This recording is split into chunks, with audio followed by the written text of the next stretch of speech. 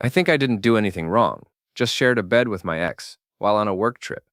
It was all innocent, at least that's what I told myself. But the day my husband handed me those thick legal documents, I realized he saw everything very differently. The morning light filtered through our suburban home's kitchen windows as I poured coffee into my favorite mug. Graham sat at the breakfast table, his laptop open, fingers moving across the keyboard with that methodical precision that made him such a successful IT project manager. Our 8-year-old daughter Sophie munched on cereal, her backpack already packed for school. "You're working late again tonight?" Graham asked without looking up from his screen. His voice carried that familiar edge I'd been hearing more often lately. "Just until 7, I replied, stirring sugar into my coffee. "The Henderson project needs those reports finished by Friday." Graham's fingers paused over the keyboard. "That's the third late night this week, Evadne. It's called having a career, Graham. Not all of us can work from home whenever we want." I kept my voice light, but I could feel Sophie's eyes darting between us. "Daddy, are you coming to my soccer game Saturday?" Sophie interjected, clearly sensing the tension. "Of course, sweetheart," Graham said, his voice immediately warming as he looked at our daughter. "Wouldn't miss it." I grabbed my purse and keys from the counter. "I might be a few minutes late to the game. Depends on how the conference prep goes." "Conference?" Graham's head snapped up. "What conference?" "The marketing symposium in Portland. I told you about it last month." Had I told him? The details felt fuzzy, but I was certain I'd mentioned it. "It's just 2 days, Tuesday and Wednesday next week." Graham closed his laptop slowly. "You didn't mention Portland, Evadne. You said it was local." "Well, plans change. The company's paying for everything, so what's the big deal?" I kissed Sophie's forehead and headed toward the door. "I'll see you both tonight." As I reached for the door handle, Graham's voice stopped me. "Who else from your office is going?" The question hung in the air like smoke. I turned back, forcing a smile. "Just a few of us from the admin team. Nothing exciting." That evening, I returned home to find Graham in our bedroom, sitting on the edge of the bed with my laptop open beside him. My stomach dropped. "Looking for something?" I asked, trying to keep my voice casual. "Your laptop was making noise. Thought it might be important." He gestured to the screen. "Lots of messages from Liam Avery." My mouth went dry. Liam, my ex from college, now working as a freelance graphic designer. We'd reconnected on social media a few months ago. Just friendly catching up. Nothing more. "He's helping with some design work for the conference," I said quickly.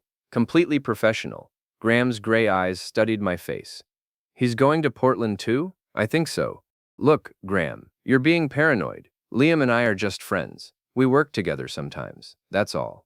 "Am I being paranoid?" Graham stood up, his 6-foot frame towering over me. "Or am I being realistic about my wife getting cozy with her ex-boyfriend? This is ridiculous." I snatched the laptop from the bed. "I can't believe you're going through my personal messages. They popped up while I was sitting here. Hard to miss when someone's sending heart emojis." My face flushed. "Those aren't romantic hearts, Graham. They're just friendly." "Friendly." He repeated the word like it tasted bitter. "Right." That night, as we lay in bed with our backs to each other, I heard Graham's phone buzz softly. Through half-closed eyes, I watched him check the screen, his face illuminated by the blue glow. He was awake much later than usual, and I could feel his eyes on me even after I'd closed mine and pretended to sleep. The next morning, Graham's mother Linda called while I was getting ready for work. "Evadne, dear, how are you?" Her voice carried that particular tone she used when she was fishing for information. "Fine, Linda, just busy with work." "Graham mentioned you're traveling for business. That's wonderful that they trust you with such important projects." I could hear the subtext in her words. Linda had never quite warmed to me, always treating me like I wasn't quite good enough for her eldest son. "It's just a conference, nothing too exciting." "Well, I hope you'll be careful. Portland can be such a big city for someone who's not used to traveling alone." "I won't be alone. There are other colleagues going." A pause. "Of course. Well, give my love to Sophie. I'm planning to take her for ice cream this weekend while you're away." After I hung up, I found Graham in the kitchen, coffee mug in hand, staring out the window at our backyard. "Your mother called," I said. "I know. She seems concerned about my trip." Graham turned to face me. "Should she be?" The question felt like a trap. "What's that supposed to mean?" "It means I'm wondering if there's something you're not telling me, Evadne, about this conference. About Liam. About why you've been so distant lately. I haven't been distant. You have. The words came out sharper than I intended. You're always buried in your laptop, always working on some project. When's the last time we had a real conversation? I'm trying to have one now. No, you're trying to interrogate me. There's a difference. Graham set his mug down with deliberate care. Okay, let's have a conversation. Tell me about Liam. There's nothing to tell. We dated in college. We broke up. We're friends now. End of story. Friends who send each other heart emojis. Graham, you're making something out of nothing. I can't help it if you're feeling insecure, but that's your problem, not mine. The words hit their mark. Graham's jaw tightened, and he looked away. I immediately regretted saying it, but pride kept me from apologizing. Right, he said quietly. My problem. That afternoon, my phone buzzed with a text from Liam. Can't wait to see you in Portland. It's been too long. I quickly typed back. Looking forward to catching up. It'll be nice to see a friendly face at these boring conference sessions. But as I hit send, I caught a glimpse of my reflection in my computer screen. My cheeks were flushed, and I was smiling in a way I hadn't smiled at Graham in months. Maybe that should have been my first warning. The Grandview Hotel in Portland was everything the company's travel department had promised. Marble lobby, crystal chandeliers, and rooms with views of the city skyline. I checked in Tuesday afternoon, my heart racing with an excitement I told myself was just about getting away from the suburban routine. Liam was waiting in the lobby bar when I came down after freshening up. At 33, he'd grown into his looks, the boyish charm I'd fallen for in college, now seasoned with confidence. His dark hair was slightly longer than I remembered, and he wore a fitted navy blazer that showed off the lean build he'd maintained. Evadne. He stood as I approached, his smile warm and familiar. You look incredible. Thank you. I smoothed my black dress, suddenly grateful I'd chosen something flattering. You clean up pretty well yourself. We hugged.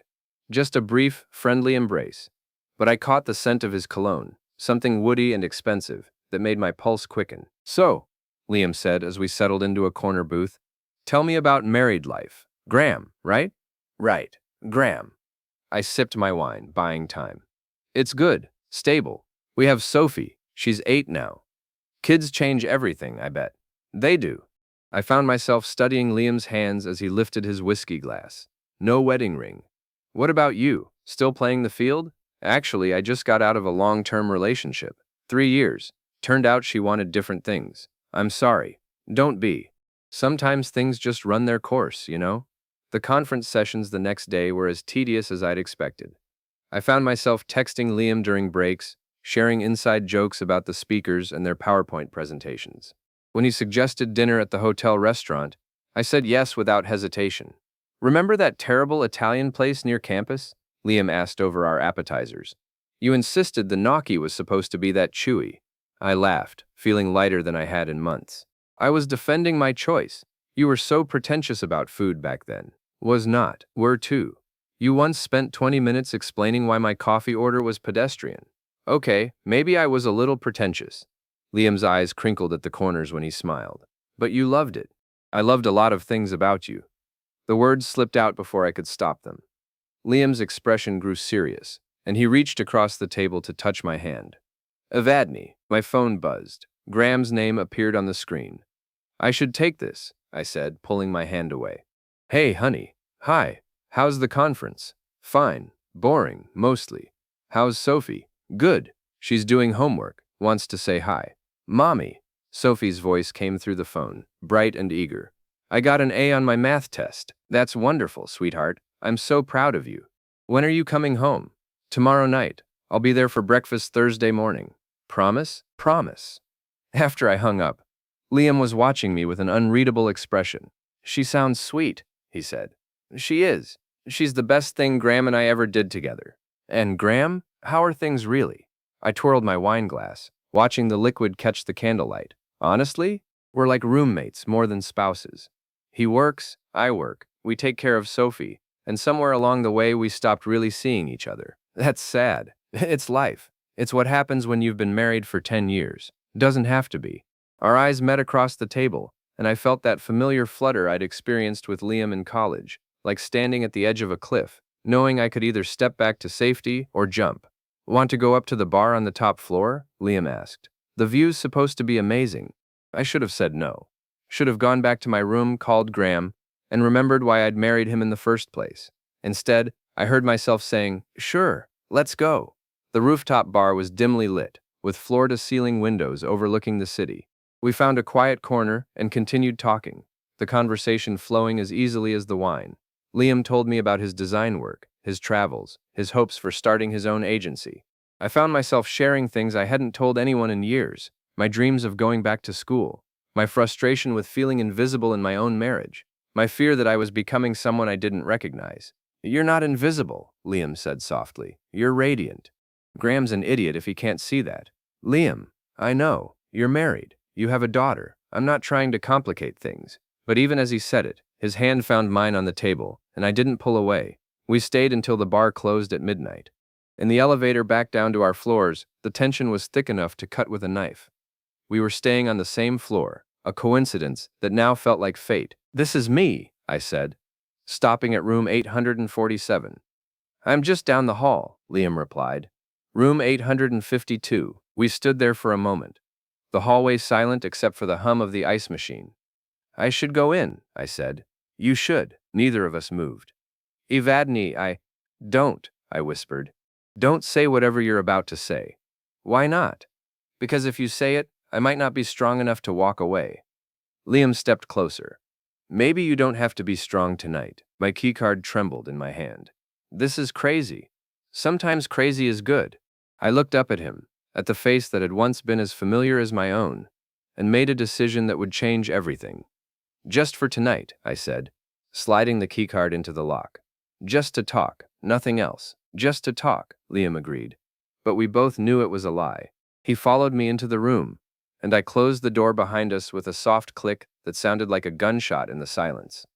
"Nice room," Liam said, though he wasn't looking at the decor. "The company sprang for the upgrade." My voice sounded strange, breathless. "Lucky you." We stood there, the king-size bed dominating the space between us. My phone buzzed on the nightstand, a text from Graham.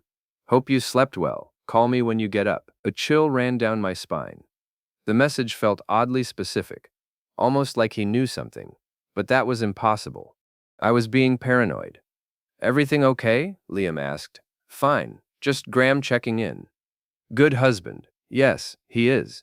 But if Graham was such a good husband, what was I doing here with another man?" Liam sat on the edge of the bed, and I joined him, maintaining a careful distance. "So," he said, "what now?" "Now we talk, like we said." "Right, talk." But talking was the last thing on my mind as Liam's hand found mine in the darkness, and I realized I was about to cross a line I could never uncross. The next morning, I woke up with Liam's arm around me, sunlight streaming through the hotel room windows. For a moment, I let myself pretend this was my life, waking up next to someone who still looked at me like I was the most beautiful woman in the world. Then reality crashed back in. "Oh God," I whispered, carefully extracting myself from Liam's embrace. He stirred, opening sleepy eyes.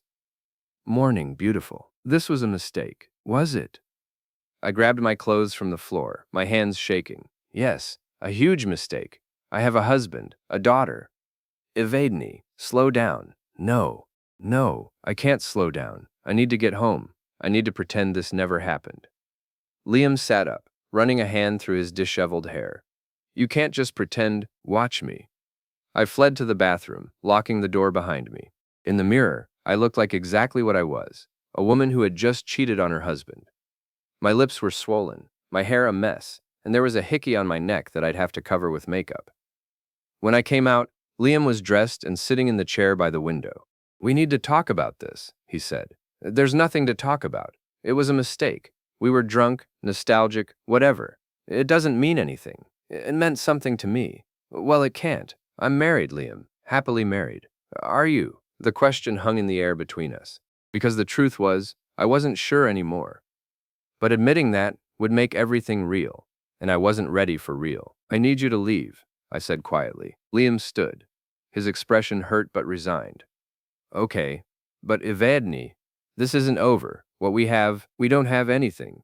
We had one night, that's all." After he left, I sat on the rumpled bed and tried to figure out how I'd gotten here, How I'd gone from being a devoted wife and mother to a woman who just spent the night with her ex-boyfriend in a hotel room. My phone buzzed with another text from Graham. Looking forward to having you home. Sophie made you a welcome home card. The guilt hit me like a physical blow. Sophie, my sweet, innocent daughter, who still believed her parents were perfect. What had I done? I packed quickly, checking out of the hotel an hour early. On the plane home, I crafted a story about boring conference sessions and early bedtimes. I practiced my smile in the airplane bathroom mirror until it looked genuine. By the time I walked through my front door that evening, I'd almost convinced myself that Portland had been a dream. But the hickey on my neck told a different story, and as Graham hugged me hello, I wondered if he could smell Liam's cologne on my skin. Saturday evening at Romano's family restaurant should have been pleasant, one of our regular family dinners, with Graham's side of the family. Linda had suggested it, ostensibly to celebrate my return from the conference, though I suspected she had other motives. Sophie bounced in her chair between Graham and me, chattering about her week at school, while we waited for Linda and Jacob to arrive. Graham seemed more relaxed than he had in days, and I was starting to believe I'd successfully put Portland behind me. "Mommy, tell Daddy about the presents you brought me," Sophie said, tugging on my sleeve. "What presents?" Graham asked, raising an eyebrow. I'd completely forgotten to buy souvenirs. "Oh, well, I was so busy with the conference, I didn't really have time to shop. But you said you'd bring me something from Portland." Sophie's face fell. "I know, sweetie. Maybe we can order something online together. Would you like that?" Graham was watching me carefully. "Didn't have time to shop, but you had time for dinner with colleagues?" My stomach clenched. "What do you mean? Your credit card statement came yesterday. Showed dinner for two at an expensive restaurant Tuesday night. I told you, I ate with colleagues. Expensive taste for an administrative assistant." Before I could respond, Linda and Jacob arrived. Graham's mother looked elegant as always in her navy blazer and pearls, while Jacob seemed tired, probably from pulling long hours at the law firm where he worked as a junior partner. "Evadne," Linda kissed my cheek with practiced politeness. "How was Portland?" Graham said you had quite the adventure. "Adventure?" I forced a laugh. "Hardly. Just boring conference sessions and hotel food." "But you enjoyed catching up with your colleague," Jacob said, settling into his chair. "What was his name again? Liam?" The blood drained from my face. "How do you?" "Social media," Jacob said casually, pulling out his phone. "Someone tagged you in a photo at that rooftop bar. Nice view." He turned the screen toward me, and there it was, a photo of Liam and me at the bar, sitting much closer than colleagues should, my hand clearly visible in his. We were both smiling, looking intimate and comfortable. "Let me see," Linda said, reaching for the phone. "It's not what it looks like," I said quickly. "We were just catching up. Liam's an old friend from college." "Old friend," Graham repeated slowly. "You mean your ex-boyfriend?" The table went quiet.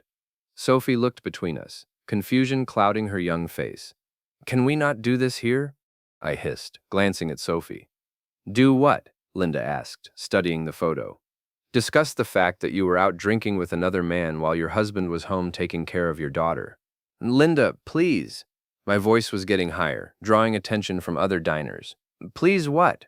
Please pretend this is normal behavior for a married woman?" "It was completely innocent," I said, loud enough that heads turned at nearby tables. "Graham, you know me. You know I would never." "Do I know you?" Graham's voice was quiet, but there was steel underneath. "Because the woman I married wouldn't lie about who she was having dinner with, wouldn't dismiss her husband's concerns as paranoia." "I didn't lie. I just didn't think it was important enough to mention." "Right." Jacob was scrolling through his phone again. "Not important enough to mention that you and Liam Avery have been messaging each other for months. Not important enough to mention that he specifically requested to attend the same conference you were at." My mouth went dry. "How could you possibly know that?" "Because I know people, Evadne. People who work in corporate event planning. People who can access registration records." Graham was staring at me with an expression I'd never seen before. Cold, calculating, disappointed. "You requested to room on the same floor," Jacob continued relentlessly. "Rooms 847 and 852. Pretty convenient for old friends who were just catching up." "Jacob, that's enough," I snapped. "This is none of your business." "It became my business when my brother asked me to look into a few things." I turned to Graham, feeling betrayed. "You had me investigated." I had some questions answered, Graham said calmly. Questions you wouldn't answer honestly. Mommy? Sophie's small voice cut through the tension. Are you and Daddy fighting? The entire restaurant seemed to be watching us now. I could feel the weight of their stares, the whispered conversations at other tables. No, sweetheart, I said, reaching for Sophie's hand. We're just having a discussion. It sounds like fighting. Well, maybe your mother can explain why she's been lying to all of us, Linda said, her voice sharp with disapproval. I haven't been lying. The words came out as a shout, and Sophie flinched. Graham, you're being paranoid. You're all being paranoid. So what if I had dinner with an old friend? So what if we caught up over drinks? That doesn't mean anything happened. Graham pulled out his own phone, swiping to show me the screen. Then explain this. It was a text message from Liam to me, sent that morning. Last night was incredible. Can't stop thinking about you. When can I see you again? My heart stopped. I'd deleted that message immediately after reading it, but somehow Graham had seen it. Graham, I can explain. Can you? He pocketed the phone. Because I'm really curious to hear how you explain away spending the night with another man. The words hit the table like a bomb. Linda gasped. Jacob's expression hardened. Sophie started to cry. I want to go home, Sophie whispered. We all want to go home, Graham said, standing up. But first, your mother needs to decide whether she wants to keep lying or start telling the truth. Every eye in the restaurant was on us now. The manager was approaching our table, clearly uncomfortable with the scene we were creating. Fine, I said, my voice shaking with rage and humiliation. You want the truth? The truth is that yes, I spent time with Liam. Yes, we talked about old times. And yes, maybe I enjoyed feeling appreciated by someone for the first time in years. Mommy, no, Sophie sobbed. Your husband has been distant and cold for months, I continued, the words pouring out like poison. He barely talks to me, barely looks at me. He's so buried in his work that he doesn't even notice when I'm in the same room. So excuse me if I enjoyed a few hours with someone who actually wanted my company. Is that supposed to justify cheating on your marriage? Linda demanded. I didn't cheat. We shared a bed, but we just talked. I stopped, realizing what I'd just admitted. The silence that followed was deafening. You shared a bed, Graham repeated, his voice deadly quiet. It wasn't like that. What was it like, Evadne? Help me understand how sharing a bed with your ex-boyfriend is innocent. I looked around the table, at Linda's disgusted expression, at Jacob's disappointed shake of his head, at Sophie's tear-streaked face, at Graham's cold fury. We need to discuss this at home, I said finally. No, Graham said. We need to discuss this with lawyers. The words hit me like a slap. Graham, you don't mean that. Don't I? He picked up Sophie, who wrapped her arms around his neck. Jacob, I'll call you tomorrow. We need to talk about next steps. Of course, Jacob said quietly. As Graham carried Sophie toward the exit, I sat frozen at the table, aware that every person in the restaurant was staring at me. Linda and Jacob gathered their things, preparing to leave me sitting there alone. Linda, please, I called after her. This is all a misunderstanding. Graham's mother turned back, her face a mask of cold politeness. No, dear, she said. A misunderstanding is when someone gets the wrong impression. This is when someone shows their true character. Then they were gone, and I was alone at the table with the wreckage of my marriage scattered around me like broken glass. The manager approached cautiously. Ma'am, is everything all right? Fine, I managed. Everything's fine. But as I sat there in the ruins of what had been my family dinner, I knew that nothing would ever be fine again. Monday morning at the office felt like walking into a minefield. I'd spent the weekend trying to salvage my marriage, but Graham had been icily polite, speaking to me only when necessary and sleeping in the guest room. Sophie had been withdrawn and clingy, clearly sensing that her world was shifting beneath her feet. I hoped work would provide some normalcy, but the moment I walked into our open-plan office, I knew something was wrong. Conversations stopped mid-sentence.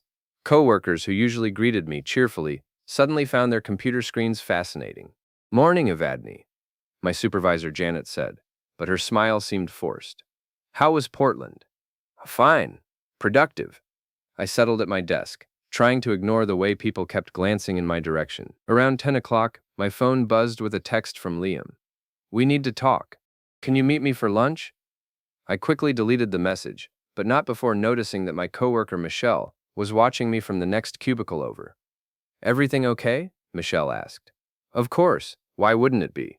No reason. You just seem tense. At lunch, I stayed at my desk, claiming I had too much work to go out. The truth was, I was afraid of running into Liam. After Saturday's disaster at the restaurant, I needed to put as much distance as possible between us. But distance was apparently not an option. At 2 o'clock, Liam walked into our office. I'm here to see Evadne Moreland, he told the receptionist, his voice carrying across the open floor plan. Every head in the office turned toward me. I felt my face burn with embarrassment as I stood up. Liam, what are you doing here? We need to talk. You haven't been answering my calls. This isn't the place. Then where is? You've been avoiding me since Wednesday morning. I was acutely aware of my coworkers pretending to work while straining to hear every word. Let's go outside, I said quickly. In the parking lot, Liam grabbed my arm gently. Evadne, what happened? You're acting like Portland was some kind of mistake. It was a mistake. No, it wasn't. What we have is real. What we've always had is real. Liam, please. My husband knows. My marriage is falling apart. I can't do this. Then leave him. We could be good together, Evadne. We could be happy. I have a daughter. I know. I'd be good to her. I'd be good to both of you. For a moment, I let myself imagine it. A life with Liam, free from Graham's quiet disappointment and growing suspicion. But reality crashed back in. It's not that simple. I can't just blow up my life for a few nights in a hotel. Liam's face fell. Is that all it was to you? A few nights? I don't know what it was. I'm confused and scared, and I need you to give me space to figure this out. How much space? All of it. Don't call me. Don't text me. Don't come to my office. Evadne. Please, Liam, if you care about me at all, you'll stay away. I walked back into the office, feeling like everyone was watching me, which, as it turned out, they were. Friend of yours? Michelle asked as I sat down. Something like that. A handsome guy. I didn't respond, but I could feel the speculation crackling through the office like electricity. That afternoon, Janet called me into her office. Evadne, we need to talk about maintaining professional boundaries, she said, closing the door behind us. I'm sorry about the interruption. It won't happen again. I hope not. But that's not the only issue. Janet pulled out her phone, swiping to show me a photo. This was sent to our company email this morning. Anonymous sender. It was the photo from the Portland hotel bar, Liam and me, looking intimate and cozy. But this version had been cropped and enhanced, making our closeness even more obvious. Janet, I can explain. Can you? Because it looks like you were fraternizing with a vendor during a company-sponsored trip. Liam's not a vendor. He's just a friend. Yes, you mentioned that. Janet's expression was stern. Evadne, I don't care what you do in your personal life, but when it affects your professional reputation and reflects poorly on this company, it becomes my problem. It won't happen again. I hope not, because I'd hate to have to put a formal reprimand in your file. I left Janet's office feeling like the walls were closing in. Back at my desk, I found a printed copy of the hotel bar photo tucked under my keyboard. No note, no explanation, just the image of my betrayal staring back at me. I looked around the office, trying to figure out who might have left it. Everyone seemed busy with their work, but I caught several people quickly looking away when I met their eyes. My phone rang. Graham. We need to talk when you get home, he said without preamble. Okay. Is Sophie? Sophie's fine. She's at my mother's for the night. The line went dead. A chill ran down my spine. Graham never sent Sophie to his mother's on a school night unless something serious was happening. The rest of the afternoon crawled by. Every time my phone buzzed, I jumped. Every time someone walked past my desk, I wondered if they knew about Portland, about Liam, about the photo that was apparently making the rounds. At 5 o'clock, I packed up my things and headed for the parking garage. As I reached my car, I found another photo tucked under my windshield wiper, this one showing Liam and me entering the hotel elevator together, standing much closer than friends should. My hands shook as I crumpled the photo and threw it in a nearby trash can. Someone was watching me. Someone was documenting my movements. But who? The drive home felt endless. I kept checking my rearview mirror, paranoid that I was being followed. By the time I pulled into my driveway, my nerves were completely shot. Graham was waiting in the kitchen, sitting at the table with a manila folder in front of him. How was work? He asked conversationally. Fine. Where's Sophie? I told you, at my mother's. Graham opened the folder. We need to discuss some things. Graham, before you say anything, I want you to know that I'm sorry. I made a mistake, but I'm willing to work on our marriage. We can go to counseling. Weevidney. His voice cut through my babbling. Sit down. Weesing, yem. I sat, my eyes fixed on the folder. Graham pulled out the first document, a hotel receipt. Room 847, Grandview Hotel, Portland. Tuesday night through Wednesday morning. Charged to your company credit card. Yes, that's my room. Interesting. He pulled out another receipt. Room service for 2. Delivered to room 847. Tuesday night, 11:47 p.m. Champagne and chocolate-covered strawberries. My mouth went dry. I'd forgotten about the room service. Graham, I'm not finished. Another document. Hotel security log, showing keycard access to room 847. Your card was used at 11:23 p.m. Tuesday night. But here's the interesting part. The door was opened again at 11:31 p.m. From the inside. Wheezing, yem? I don't understand. It means someone else was in your room, Evenly. Someone who opened the door to let room service in. The evidence was damning, laid out with the methodical precision that made Graham so good at his job. There's more, Graham continued. Phone records showing 17 text messages between you and Liam Avery on Tuesday alone. Hotel bar receipts showing you paid for drinks for 2 people. And this. Wheezing, he slid a final photo across the table. It showed Liam leaving my hotel room Wednesday morning. His hair disheveled, his shirt wrinkled. Where did you get this? Does it matter? I stared at the photo, seeing my lies crumble around me. Graham, I can explain. Can you explain why you've been lying to me for weeks? Can you explain why you're having an affair with your ex-boyfriend? Can you explain why you humiliated me and our daughter in front of my entire family? It's not an affair. It was one night, one mistake. One night that you planned. One night that you lied about. One night that you're still lying about. Graham closed the folder and stood up. I've made an appointment with a lawyer, he said quietly. Thursday at 10 a.m. Graham, please, don't do this. Think about Sophie. I am thinking about Sophie. I'm thinking about what kind of example we're setting for her. I'm thinking about whether I want her to grow up believing that marriage vows are optional. We can fix this. We can go to therapy. We can't do anything, Evadne. You destroyed our marriage. Now we need to figure out how to end it. He walked toward the door, then stopped and turned back. Oh, and Evadne, pack a bag. You're staying at your mother's tonight. I need some time to think, and I don't want you in this house right now. The front door closed behind him with a soft click that sounded like